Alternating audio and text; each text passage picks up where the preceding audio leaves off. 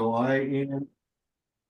Thank you. I'm going to open up the Town of Bridgewater Finance Committee meeting on April 29th, 2024 at 6 p.m. Our first order of business is approval of meeting minutes from April 22nd, 2024. Do we have any questions, comments? Corrections? Motion to approve? Thank you. Do we have a second? Second. Thank you. Josh, if we could do a roll call, please. Nate, Aye. MJ, Aye. Julie, Steve, Aye. Lee, Aye. Rig, Jim. Aye. Thank you. The motion was approved.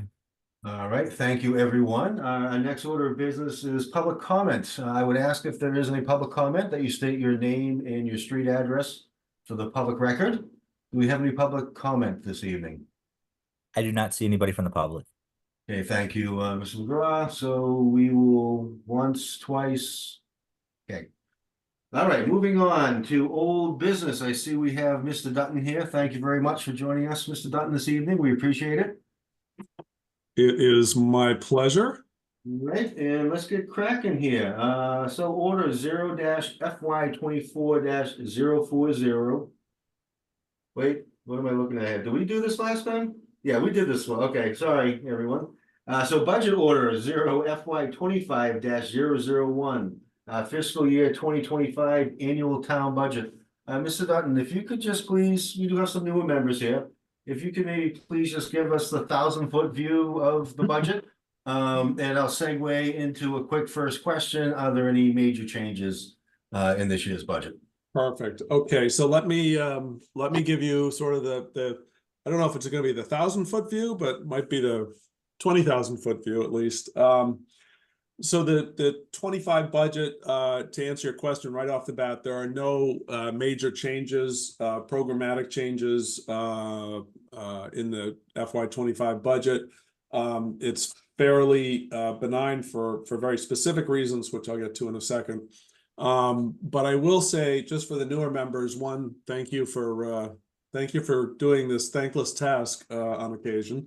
And your input is valuable, and literally we can't move the financial matters without you. So I appreciate you doing the hard work. But let me dig into sort of the concepts behind the budget. So our budget spending is very conservative. I think if you read the budget message that we released on April 1st or soon after, you'll see that our general government budgets, we expend less per capita than all 318 other cities and towns in the state. So it's really a measly amount. Public works, we spend less per capita than about 307 other cities and towns. So we consistently sort of underspend, or if you prefer to look at it as very conservative spending, that is us. And our debt service has been very small, despite the fact that we're financing a new school, and we'll be financing a new fire station soon. That our debt service still is fairly small. So this year, our major challenges really are focused on the revenue side. So we've got what's referred to as a revenue-driven budget. We can calculate not roughly, with some precision, we can calculate what our revenues are going to be. Lori does that. In fact, Lori and her team put together the budget and know the ins and outs of it completely. So a lot of the questions you have tonight, I'll defer to Lori. But we do see a decline in local receipts. Local receipts are the monies that we take in locally. They include automobile excise. They include the local meals tax, the local lodgings tax, fees and permits, fees that are paid for permits and licenses and things like that. And we have seen a very significant slowdown in building permits. which is concerning. That's usually, we've seen this trend over the last couple of years. That's usually a sign that the economy is slowing. I said the same thing last year, and the economy kind of, I think, petered along. Well, didn't peter along; it roared along, largely with the help of a lot of federal spending.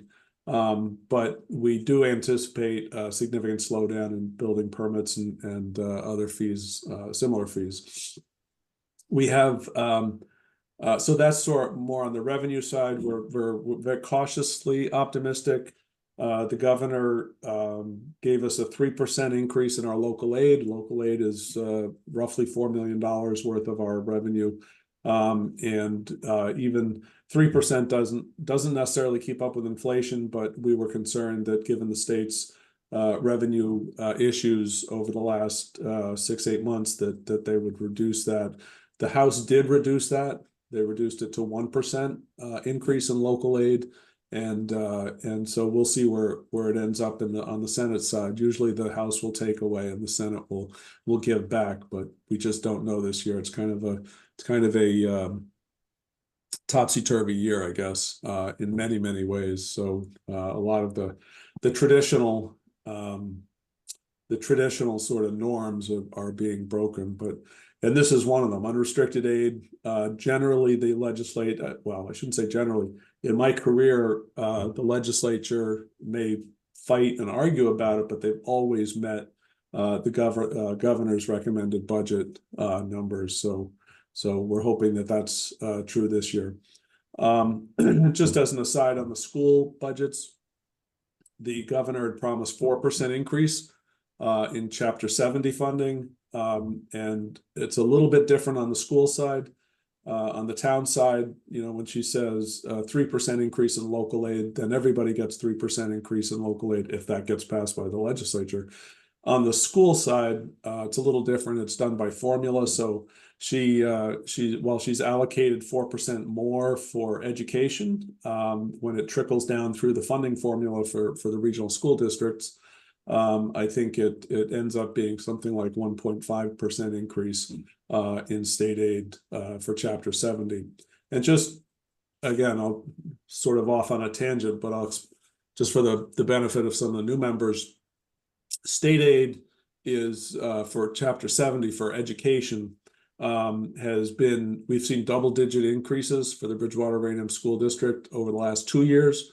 And again, it's about a 1-point-something% increase proposed for this year. So that's what this district has had to deal with as they do their budgets. We make up the largest funding source for the Bridgewater Rainham District.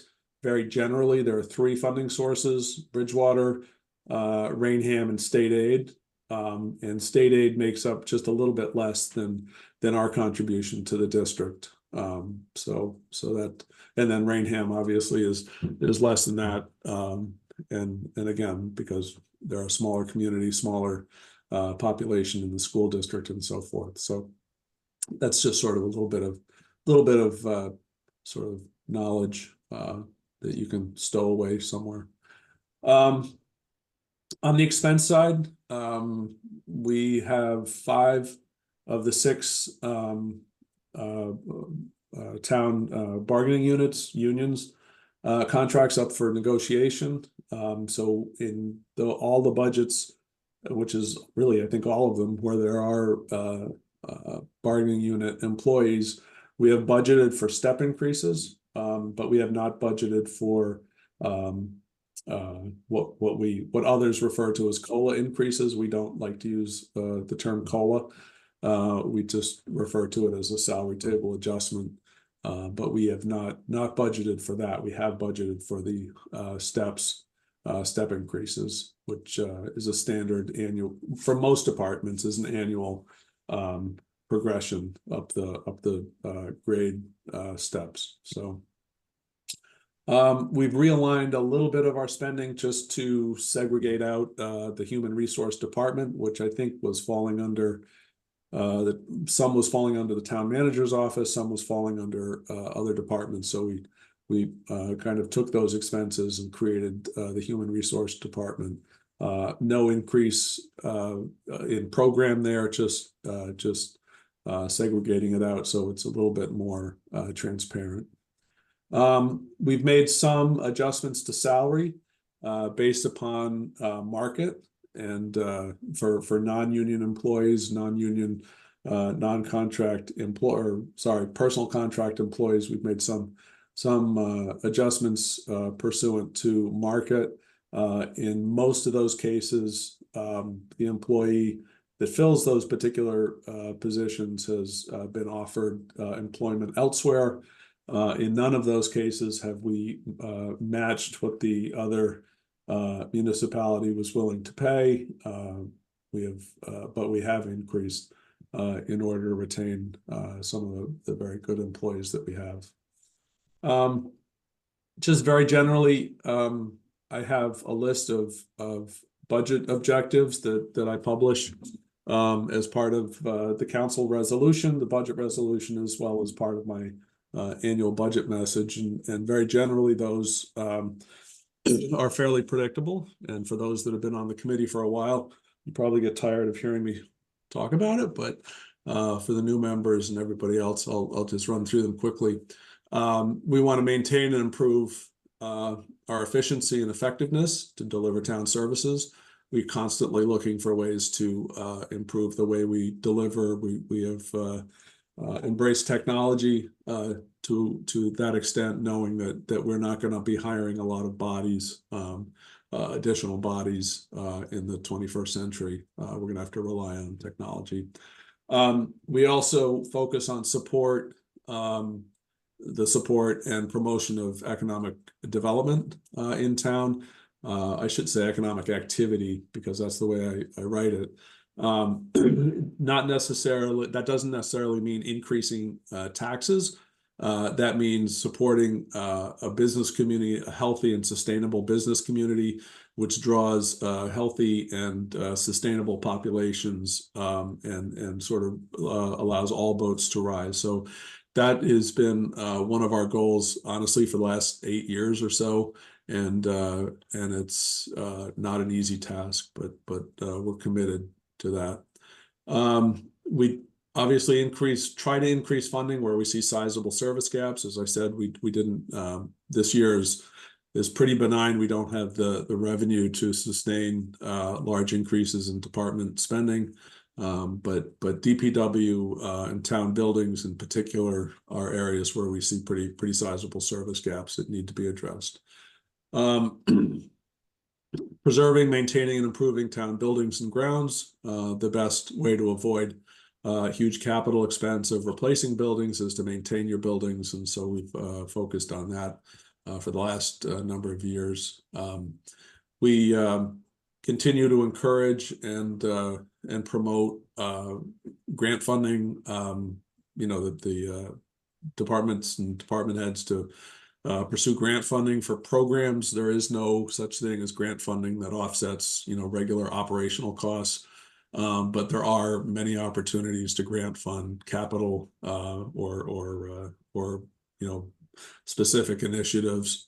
I polished off a grant Saturday, well, one on Friday, one on Saturday, one looking for probably combined total of $3.5 million. And so hopefully those will come through, because I spent a lot of time on them, but if they don't, I'll be mad. But that is the source of a lot of our funding. I won't say revenue, because it's not revenue. It's particular funding for a specific reason. And Bridgewater in particular is the beneficiary of a lot of grant funding, and so we want to continue that.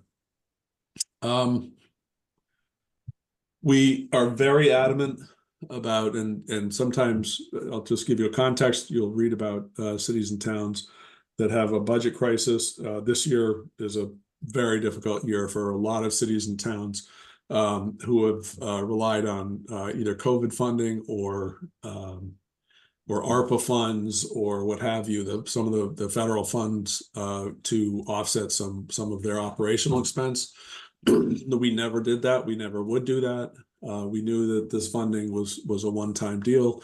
We made sure we used it for one-time expenses, and so we are adamant about making sure that we use reoccurring revenues to fund reoccurring operating costs, and we're not gonna use one-time revenues or one-time grants to fund regular operating costs. So we're pretty that's almost a religion for us.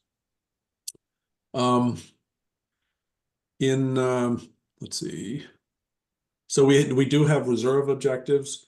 We want to make sure that we've got sort of a quote unquote rainy day fund in the event that another COVID or another pandemic or another natural disaster occurs. So we want to make sure that we're prepared financially for that. So we want to make sure that we've got about 10% to 12% of our operating budget set aside in stabilization fund balances, and so we sort of budget with that in mind. It's not a specific line item in your budget, but we make sure that we conservatively estimate revenues, and we try to not overspend, so that at the end of the year we've got a balance that can then be transferred into the stabilization fund.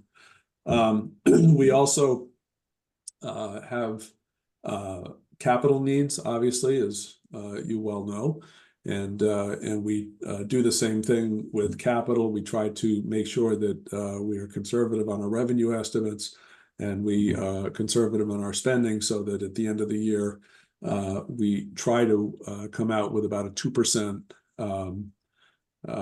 of our annual budget total that we can then set aside for capital purchases. And so we're that's important to us for a number of reasons. Obviously, we want to maintain what we have. We want to make sure that what we have can be replaced when it's time to replace it on a schedule.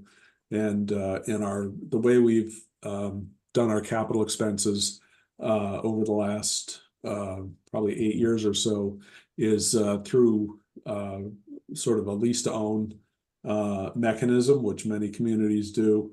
We have identified certain capital, mostly vehicles, as lease to own opportunities. So instead of having a $300,000 one-time expense for a 10-wheel truck, we'll spread that over a 5-year period, and make those lease payments on an annual basis. While interest rates were extremely low, that was a very effective way to do things, and it still is probably the most effective way to do it. But as Lori will tell us, we're going to keep an eye on the propriety of doing that again as our other capital vehicle expenses come due. So those are some of the sort of the objectives that we look at in the budget, and we try to satisfy. Very generally, just in terms of sound financial principles, we obviously want to make sure that we've got cash solvency. So that is important. We don't want to be borrowing money to cover short-term shortages. And so we make sure that our timing is such that we incur the expenses at times when we have the cash available. Obviously, budgetary solvency, we want to make sure that we balance our budget on an annual basis. We look at long-term solvency. We want to make sure that we are preserving our ability to pay for things in the future. Service level solvency, the ability to provide the services that people really want or demand or are necessary, and we want to make sure that we can budget appropriately for those. I talked about reserve solvency, the ability to set aside money and adapt and respond to economic conditions, ups, well, mostly downs. Capital solvency, the ability to maintain our capital assets in working order. And then finally, bond rating. So our bond rating is very important to us.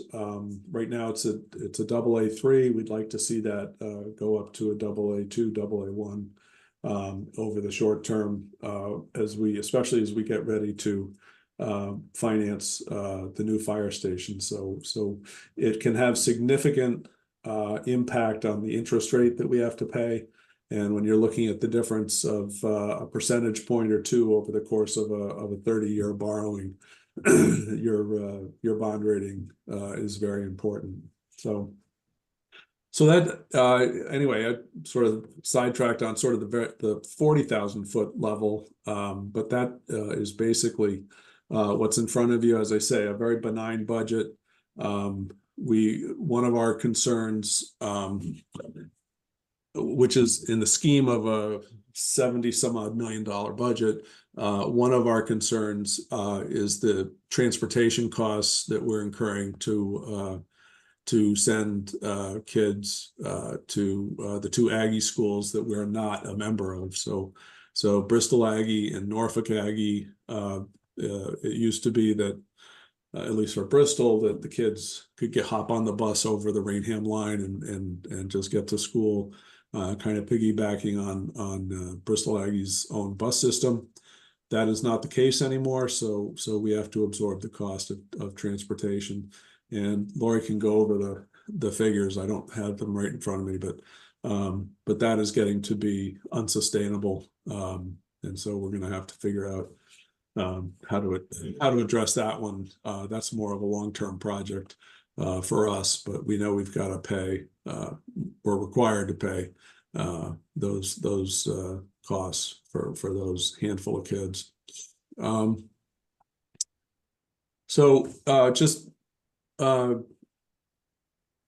We were just to hit on employee benefits, which is a good chunk of our budget. I mean, employees really are almost all of our budget. So employee benefits is part of that. We don't pay anything that isn't required by law to be paid, just so you know. But we have seen an increase of a little over 9% in our retirement assessment, medical, life insurance, workers' comp, 111F, which is sort of the public safety workers' comp, in our FMLA obligations. So 9.2% is a good chunk. The good news in that there is a silver lining there is that our medical health benefit amount did not go up as much as we had anticipated. So we had anticipated in our early budgeting about 10% increase there, and the actual increase ended up being something more like 4%. So that, as I say, if there's good news, that's it. But that is it. So you all should have gotten a pretty detailed budget. You've got obviously the budget orders, I think, in your packet, but you should have received the excruciatingly detailed budget, and we can go from there. As I say, Lori is really the guru on this year's budget, so I'll defer to her on most of the questions. All right, thank you, Mr. Dutton, for that. Very informative. You know, you answered a couple of my questions too. Does this budget reflect what we know is probably going to be a reduction in local aid? Come to the towns. I think the state's had 3 straight quarters now where their revenues have been below what they expected. Yeah, they've had I think 3 straight quarters. I think the last month they had an unexpected increase. So it's just, you know, some of these numbers, some of the concern, even if it's going up for a month after being down for 3 quarters, you know, is the volatility. You know, there are a lot of people that spend a lot of time doing these estimates.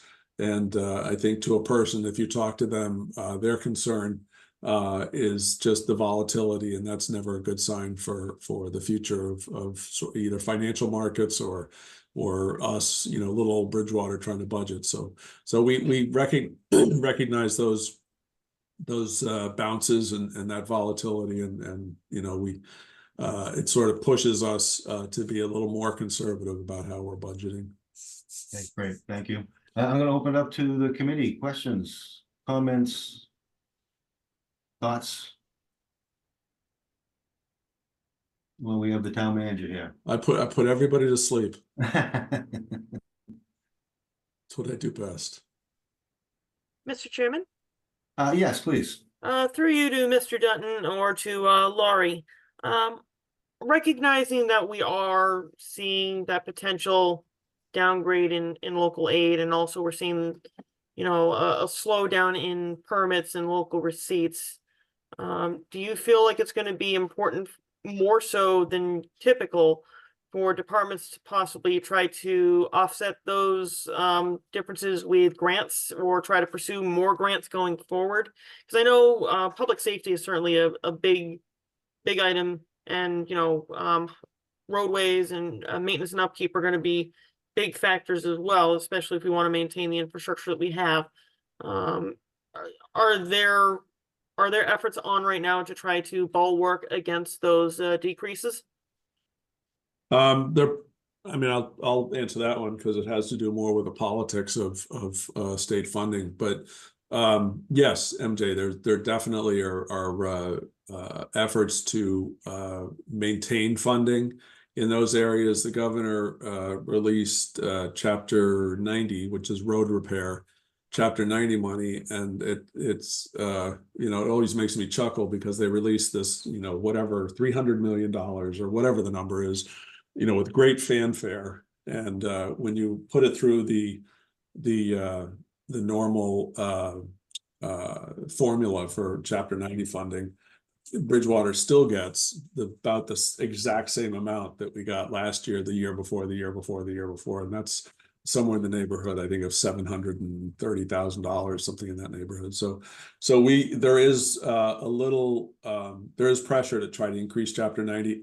Bridgewater's roads are in terrible shape, and everybody's roads are in terrible shape. I mean, we're not alone in that. There are very few communities where the roads are very well maintained, and those communities are fairly wealthy communities. So we're all in a bit of the same boat. And I know the political effort is there to try to secure additional state funding for just road maintenance. We have asked our legislators to for a relatively small amount of money to try to address some of the sidewalk replacement needs that we have. But again, those are sort of project specific. Those aren't necessarily you know, just regular salary money in order to pay employees. Those are fairly limited to projects. There are some kind of one-off grants that support the hiring of additional people, not your current ones, but additional employees.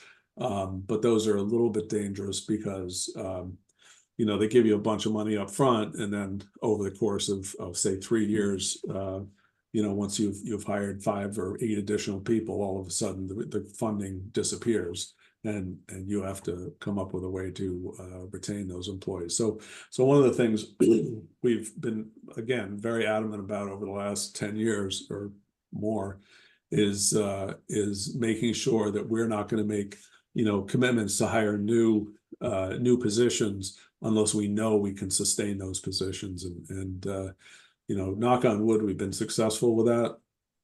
You know, this year, you know, depending on what state revenues look like, and more so probably in FY26, it may become a challenge to try to retain the employees that we have. But you know, that's the work that Lori and I do, and we'll continue to do it. But to answer your question, I guess that's a long answer to your short question. Yes, we are pursuing very specifically road repair, road improvement money, and politically, I know there's support there. It's just a matter of what kind of state bond funds are available, or federal funds that are flowing through state bond funds. So, Thank you, Michael. yep. Okay, thank you. Just a real quick aside here, because it always fascinates me. How did we do on the snow budget for the last season? That one I'll definitely give to Lori. Hi, thank you, Mr. Chair. We actually are at 250,000 in a deficit, so. In a deficit, yeah. Yeah, so usually we're raising between we average about 350 to 400,000 in the last 5 years, that we raise in the next budget cycle. So, we did factor that in. We knew it was gonna be rather, this number, so we actually were able to use this number, praying that that April storm didn't kick us, which it didn't, thankfully, but yeah. It's good, and correct me if I'm wrong, but this is the one item in the budget that we can underfund intentionally, correct? Yes. Looking to the next year, yeah. Okay, any other questions, comments? Question, Mr. Chairman. Yes, please, Ray. Thank you. Thank you, Mr. Dutton. I appreciate it. I guess I'm, just hearing the outline, and the context that you've shared with us. To me, it sounds like, the revenue that's coming in, for the most part, and also including the grants that we're pursuing, is not sufficient enough, sustainable. I guess, my question really is aligned with, what other strategies or initiatives that the town is considering outside of taxing residents, real estate tax, and other taxes that residents have to cover, to bring in new revenue. One thought that I have, and perhaps it's already being done, I'm thinking of, like, for example, the amount of 18-wheelers that passes through Bridgewater. Is there a tax for those companies that utilize our roads? And obviously, they play a significant role in the destruction of the roads, just natural wear and tear, of course. But when you have 18-wheelers coming through, various main streets, the erosion certainly increase. So I'm just wondering what other strategies really, what's being done to bring in new revenue outside of taxes. No, that's Rick, that's a great question. And it's probably a bit of a complex answer, but let me preface what I say by saying if there was a way to tax or charge a toll to 18-wheelers, I would go out and set up a toll booth myself and sit there. There unfortunately is not. So 18-wheelers or trucks that traverse Bridgewater do pay an excise tax, a very sizable excise tax. So that does come into town coffers. There are other fees and taxes they pay that come in at the state level. But for us, just like you pay your automobile excise tax, trucks that are housed in Bridgewater businesses pay an excise tax for those vehicles. But backing up to sort of your broader question about other options, other revenue options. So the state essentially gives, so the way, sort of the between federal, state, and local, if the federal government can preempt sort of state regulation if they don't, or state law, and if they don't, if it's not a federal anything that is spelled out in the Constitution or federal law that's upheld, then the states can sort of legislate those items. Well, the same thing is kind of true with the relationship between state and local. So the state can give the localities the right to tax real estate. They could in some states, many states, the states have given localities the right to charge a sales tax. Massachusetts doesn't do that. We are not allowed to charge a sales tax. So in terms of taxes, we can tax real estate, personal property. We have the option to tax local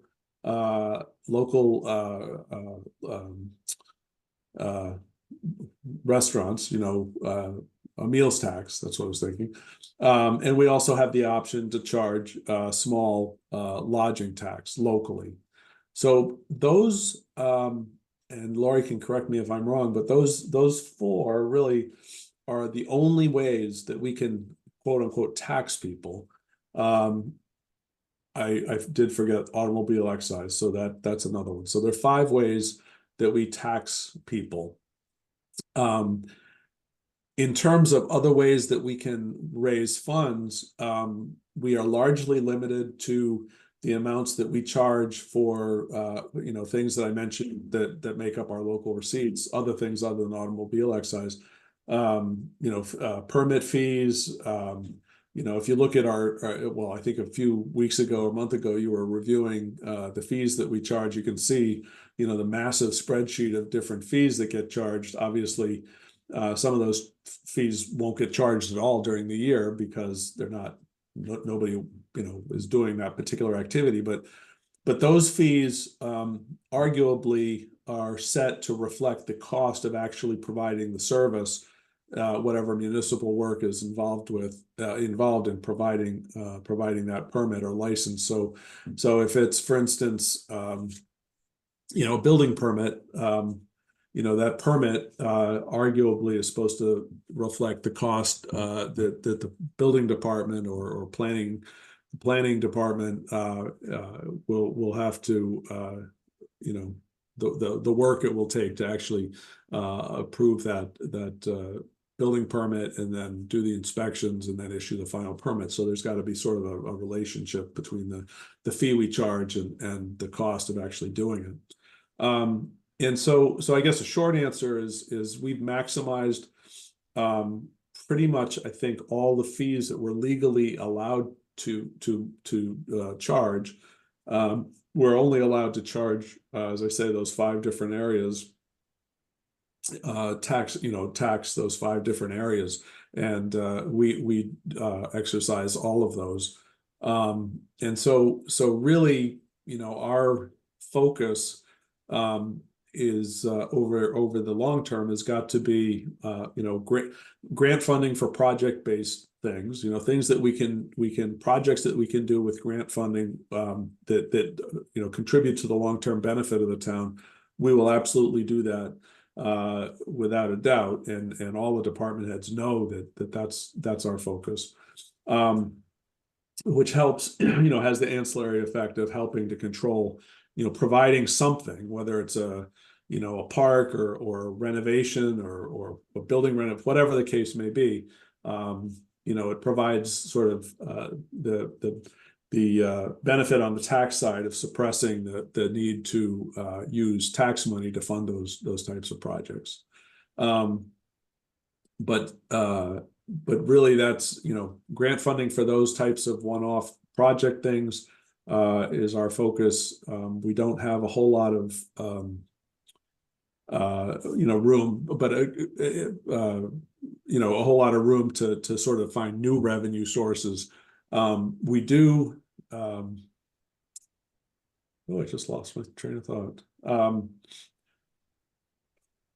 So the goal, sort of economic activity has may not have an absolutely direct impact on the amount of revenue coming in, but to the extent that we can increase our economic activity, we can increase property values, we can increase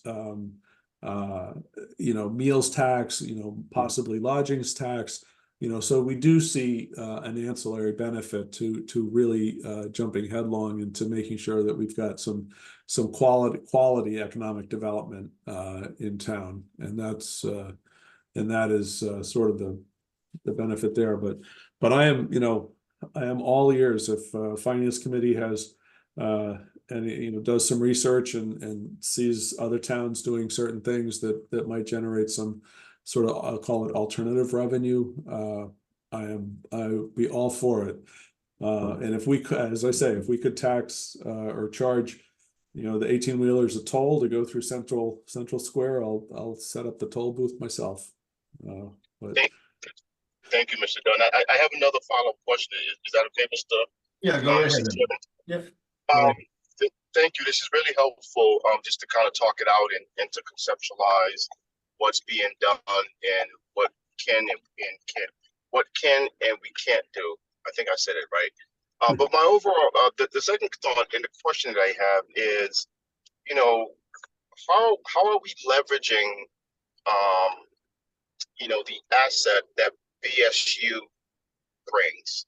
And what I mean by asset, I'm referring to, you know, let's just call it 12,000 students between grads and undergrads, and perhaps more, that are at a certain age range.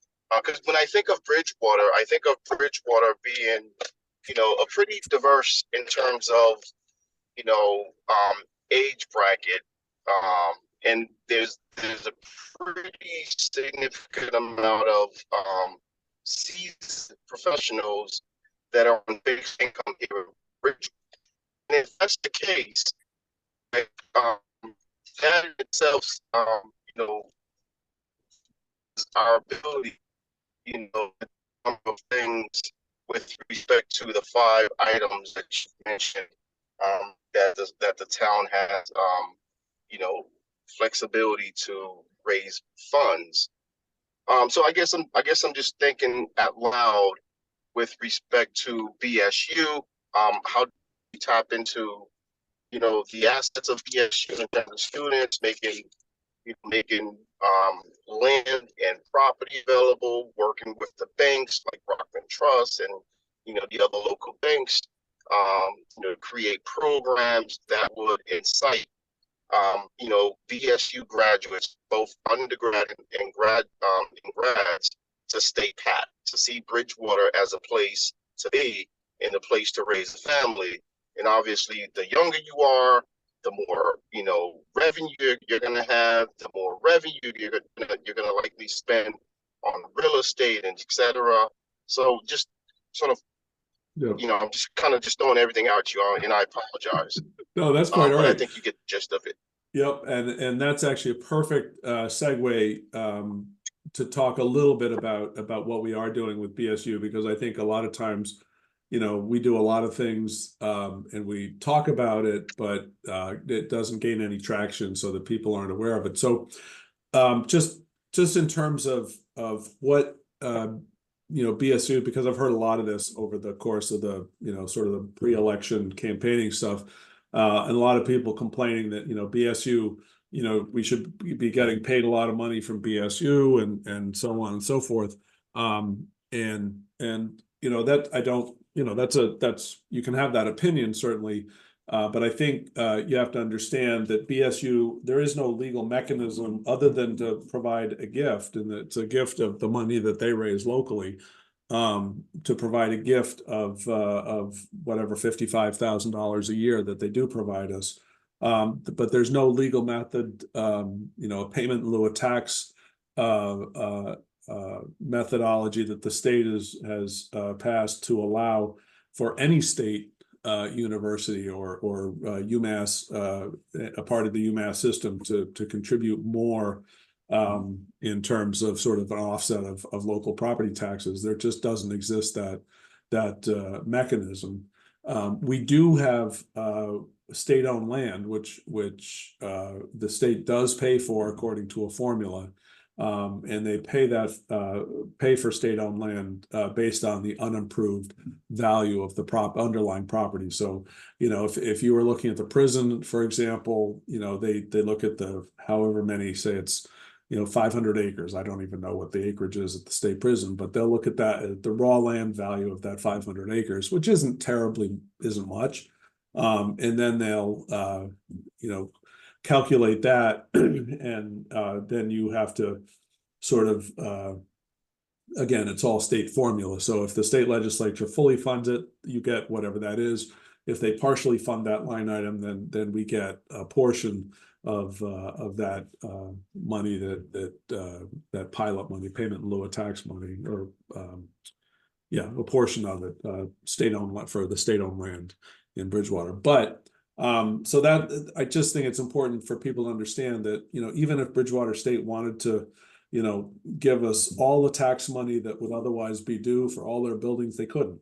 You know, they can't. And that's, I think, important for people to realize. But to Rig's broader point about how do we leverage BSU's presence in the community to create economic activity, we are actually really excited about their cybersecurity program. So BSU has started a very novel program, at least in this region or in the East Coast of the United States. And they're definitely at the forefront of the cybersecurity education and the provision of cybersecurity services to cities and towns and government entities. So much so that I attended a closed session with about, I want to say there were about 30 chief information officers, vice presidents, presidents of a bunch of the large, large regional businesses, as well as some of the national, international businesses that are based in Boston area, who are really enthused about the possibility of securing graduates as they come out of the cybersecurity program at BSU. So we've been working and discussing with BSU the possibility of getting some seed money from the state and federal and also private sector to begin sort of a worker space and on the Hale Street property specifically, or any property in Bridgewater, and as which could serve as sort of a feeder for some of these larger organizations. We want to make the student experience in Bridgewater as good as it can possibly be, because we do want to retain, especially in the cybersecurity program where there's literally 0% unemployment. We want to make sure that we can grab those students who will be making six-figure salaries the day they graduate, make sure that they stay in Bridgewater, raise families in Bridgewater, just as you say, and raise their families and send their kids to the schools and so forth. So that's a very specific example of how we're trying to leverage BSU's presence, but there are a number of other opportunities that we think are going to be good partnership opportunities for BSU.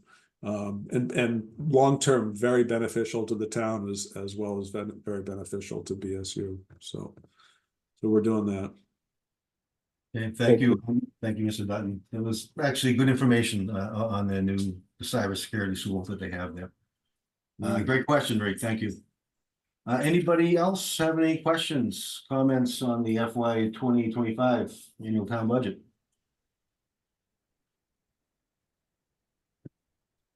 Okay.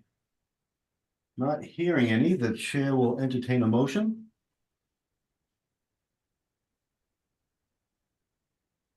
Motion to approve. Okay, thank you. I think I heard Rig first, MJ second, is that right?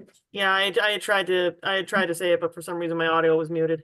And just so you know, Julie did text me the iPhone 252 is Julie.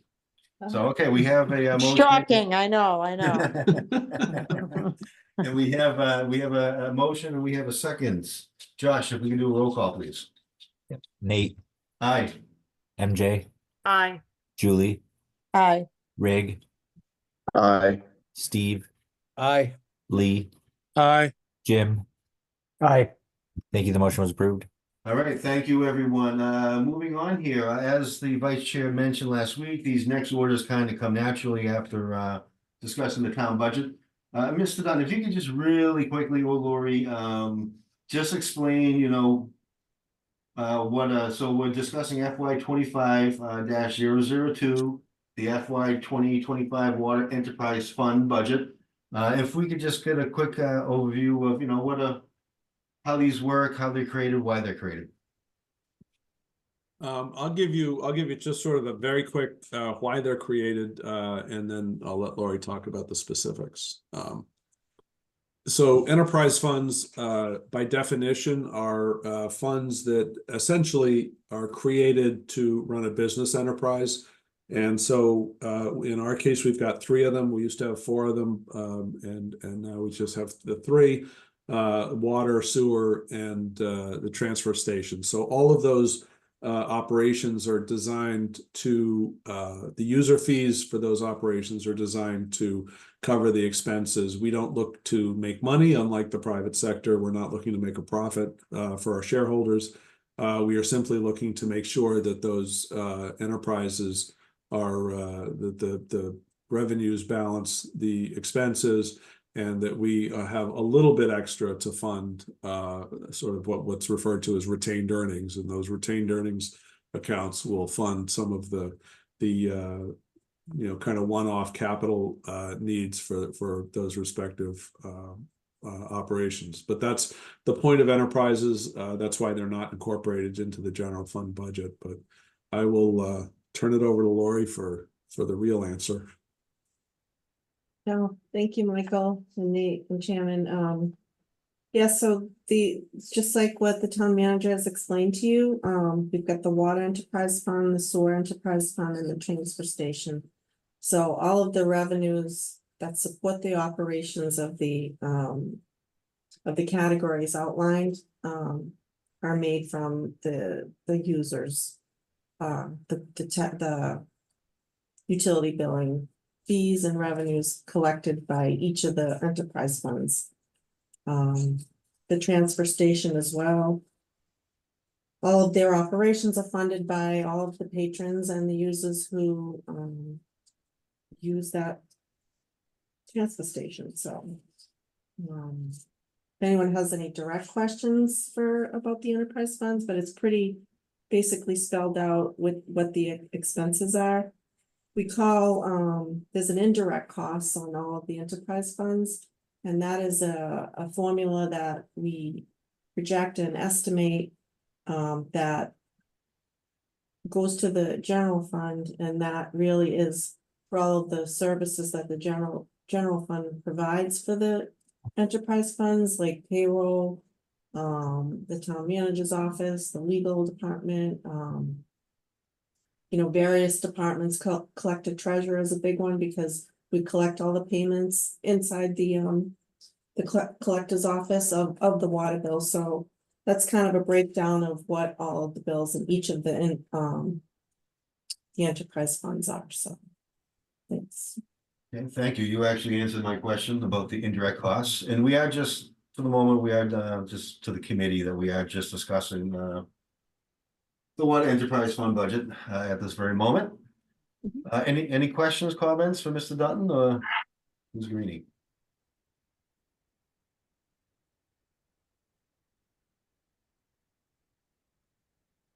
Okay, not hearing any, the chair will entertain a motion. Motion, Mr. Chairman? Okay, thank you. Second. Thank you. If we could have a roll call, please, Josh. Nate, Aye. MJ, Aye. Julie, Aye. Rig, Aye. Steve, Aye. Lee, Aye. Jim. Aye. Thank you. The motion was approved. Right, thank you.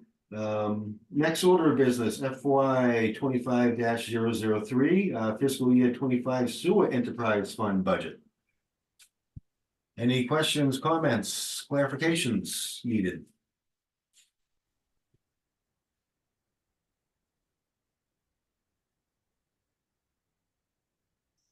Okay, not No, hearing. through you, Nate, I just want to know, how does it compare to last year's? I probably have it somewhere, but as I'm on my phone, it's hard for me to go back and forth.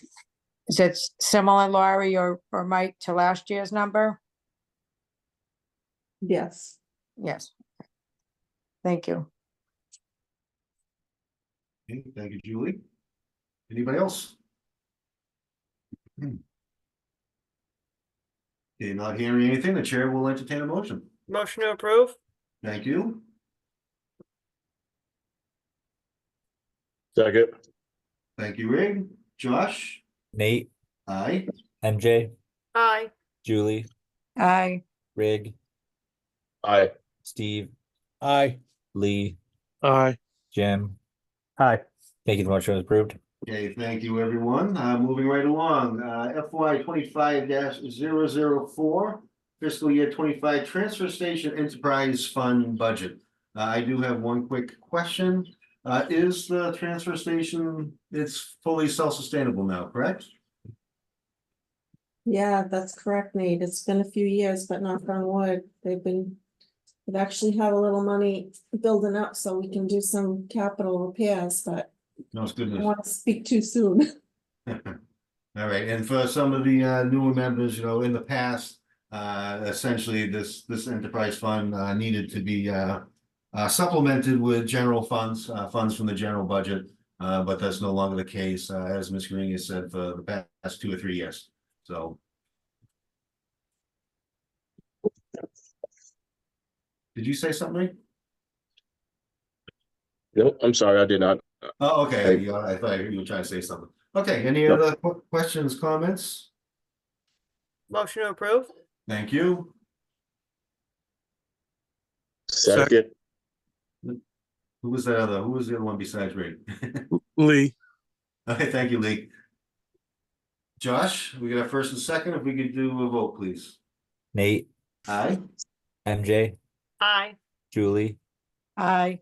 Rig, aye. Steve, Aye. Lee, Aye. Jim. Aye. Thank you. The motion was approved. Okay, thank you. Next order of business, FY 25-005, authorization of revolving funds.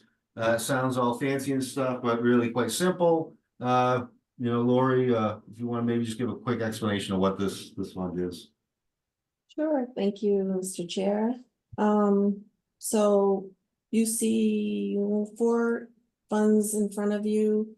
And annually, we need to, according to Mass General Law, Chapter 44, Sections 53E and a half, for each of these departments to collect fees and then sustain them inside that revolving fund. And the fees are used to buy supplies and things needed for these specific specialized funds. So they're just like every year we have to do this.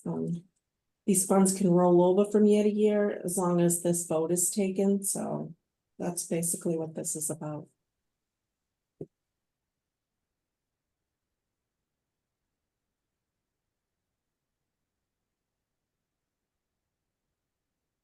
Oh, I'm sorry, I was on mute there. Thank you, Lori. I explained that very well.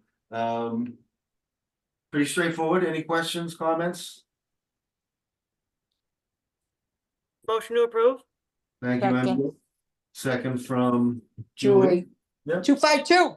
Man, there we go. 252. Nate, Aye. MJ, Aye. Julie, Aye. Rig, Aye. Steve, Aye. Lee, Aye. Jim. Aye. Thank you. The motion was approved.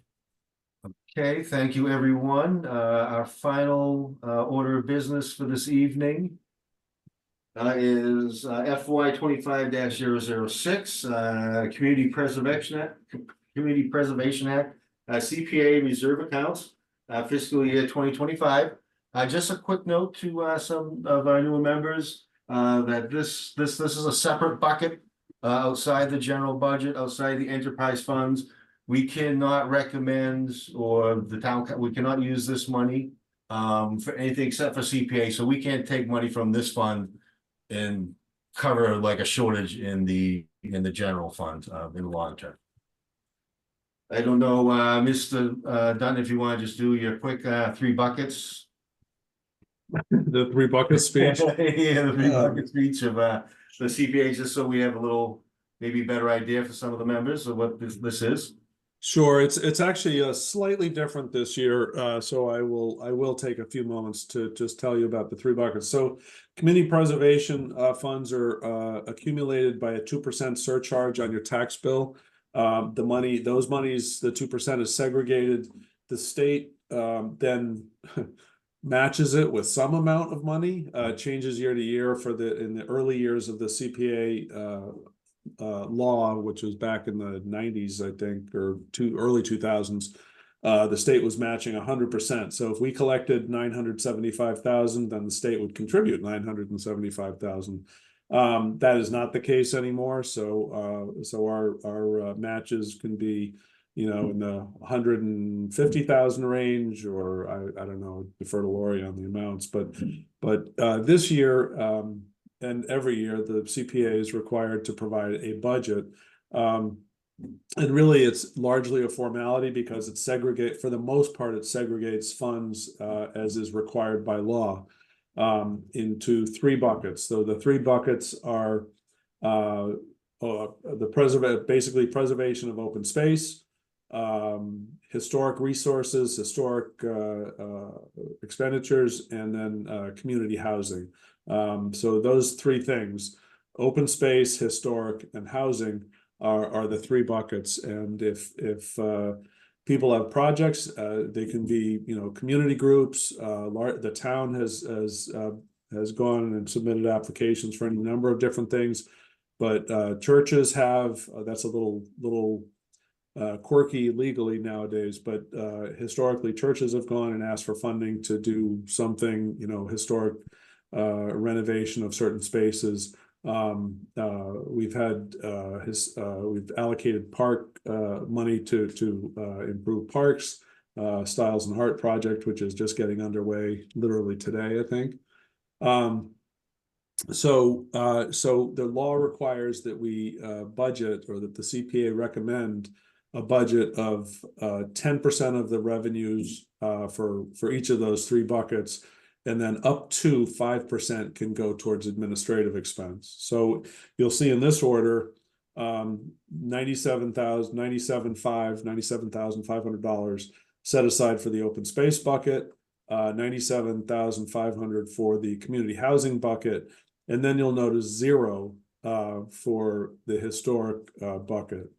And there is a reason for that, and the reason for that is according to I guess the Department of Revenue, if we have budgeted more than that amount for a specific project, in this case for the debt related to the Academy building renovation, which was a historic project, if we are expending at least 10%, 97,500, 10% of the revenues for that, then we don't have to allocate that money into the historic bucket each year. So the reason that the CPA has recommended it this way is they're trying to build up the available funds for what is anticipated to be a conservation purchase coming up sometime within the fiscal 25 year. So they want to make sure that that once you allocate that money to historic, then it can only be used for historic. It can't be used for the preservation of open space. And since they've satisfied the requirement by expending $325,800 for the debt on the Academy building renovation, they have obviously more than met that 10% for historic resources. So that's kind of the reason for that little quirky piece. But I don't know if Lori wants to add more to that, more to my butchered explanation. No, I think you covered it really well. I did just want to say that the state match is really based on the surcharge of new home sales too, that at the Registry of Deeds, the Plymouth County Registry of Deeds. So what the state does is it takes all the information that comes from the registry and it sees what the average costs are or whatever, and they have a formula, and that's what determines what each community gets back. Like Michael said, it used to be, you know, you got 50% or whatever it was. But it's kind of trickled way down in the last few years. And this year they're indicating with the mortgage rate so high and the housing market so short that, you know, they might not have as much of a volume. So to expect a decline in that particular revenue source from the state. So we estimated that pretty low based on that information. Thank you very much. But that was a good point, Lori. Thank you. And Mr. Dutton too. Thank you for pointing out that quirk this year. That's the first time I have seen that in the CPA reserve accounts, actually. So thank you both. Any questions, comments? Thoughts? Motions. Motion to approve? Thank you. Do we have a second? Second, Thank you, Julie, for the second. Josh, if we could do a vote, please. Nate, Aye. MJ, Aye. Julie, aye, Rig, Aye. Steve, Aye. Lee, Aye. Jim. Aye. Thank you. The motion was approved. Okay, thank you, everyone, and thank you very much. This was very important that we got this business done this evening. The town council will be taking all this up, I believe, on May 7th. And we do have, I believe, a few new town council members, new faces there, so, you know, our recommendations, I'm sure they'll be looking to us, so thank you very much. Next order of business is new business. The chair does not have any this evening. Anybody have anything? Actually, Nate, if I could, I just Yeah. would extend an invitation. I know, you know, some finance committee members are newer. And this goes for on everybody, regardless of how long. If anybody wants to sit down with Lori and go over things that they don't understand or get a better sense of the process, please feel free to reach out. We want to make sure that everybody knows. I started out my municipal career on a finance committee, and I remember it very well, and I remember that it took me about 3 years to have any idea what was going on. So we obviously deal with this every day, so sometimes we forget that it's completely Greek to a lot of people that are exposed to it for the first time. So, but we're more than happy to sit down and go over any details in more depth, or just give you sort of a broad overview of municipal finance. We're more than happy to do that. So I extend that invitation to anybody. Okay, thank you for that invitation, and I would ask any committee members that if you would like to do that, that if you go through the secretary, through Mr. McGraw, that would be great. If we have a few people that like to do it, that would even be better. We've done that in the past, actually. Where multiple members have sat down with the finance director and gotten further insight. So thank you for that. Can I say one more thing too? That's Sure. really great information. Go I right mean, I ahead. think thank you. I've tried to push off the Division of Local Services web pages. They have some great training, webinars, just understanding municipal finance in general, like what does my tax bill do? How, you know, it answers a lot of just general questions that, again, Michael and I and our team we just like blab through it and forget that people are just hearing this language for the first time. So there's a lot of information out there, and then things that are going on in the town. I actually will watch the BTV has YouTube. All the meetings are recorded, and I've watched the town council meetings on those, and that, you know, even if I'm just working, I'll put it on in the background, and I'm like, oh, I didn't know that was going on. So there's a lot of information sometimes out there, and I know there's like different places to get it, but if you ever need anything, like Michael said, we're here, reach out. I know you can go through Josh. We'd be happy to email or phone call or do a Zoom, whatever's convenient, you know. So just want to let you know that we'd love for you to find out everything going on, because that helps us explain things a little better, and you know, we're here to help. So we just want to make things easier for you, so that you know what's going on in the community too. So just wanted to add that little tidbit. Thank Okay. you. Great, thank you, Lori. And if you think there's any links that may be helpful for this committee, please share them with Josh and he'll send them right along to us. And you know, I would just like to echo real quick what Mr. Dutton said too. It does. I've been on about 10 years, and I think maybe about year 5, really the light bulb started to go off, but it may be a bit of exaggeration, but it does take a few years on this committee to kind of understand fully, you know, municipal finance. Okay, thank you very much. We'll move on to F, additional items for discussion. You know, seeing that this is the second time in a week that we've met, and we've had a great turnout, and we spent some time. I'd like just to move on to G, unless we do anything critical. can I ask a question, since we were talking about town hall? Do we know when the town clerk position will be certified? The election results, anybody Mike, do you know anything don't. about that? No, I don't. I don't. Okay. I stay, as a rule, I try to stay well away from the political All side. right, I didn't know As if you you had could the probably inside, guess. I didn't know if you had the inside scoop. All right, No, no. Nice Fair nice enough. try, nice try, Julie. okay. Everyone's walking around asking everyone and we're like, oh. I heard a rumor they have till Tuesday to, but I thought it was gonna be today, but I guess not. I do, yeah, I do think the clerk's office has till tomorrow to do that. That's about all. That's all the inside scoop I know. All right, we're on the same page then, for once. All Oh, boy. right, thank you. Ouch. All right, so moving on to G. Oh, next meeting, Nate. Oh, yeah, next meeting. When would our next meeting be, Josh? Would it be next week?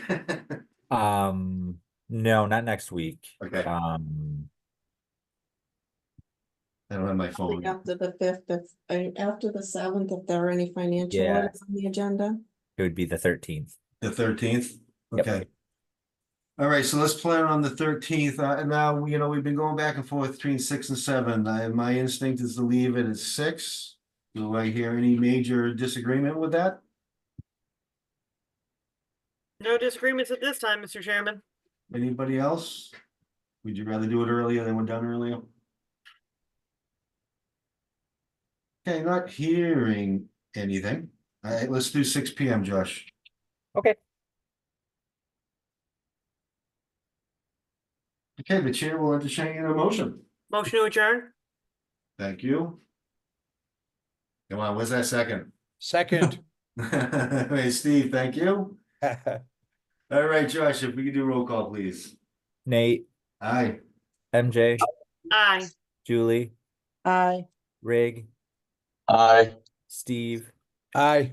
Lee. Aye. Jim. Aye. Thank you. The motion was approved. Meeting's adjourned. Thank you, Thank everyone. you, everybody. Thank you. Thank Take care, you. everyone. Bye. Good night. Good night.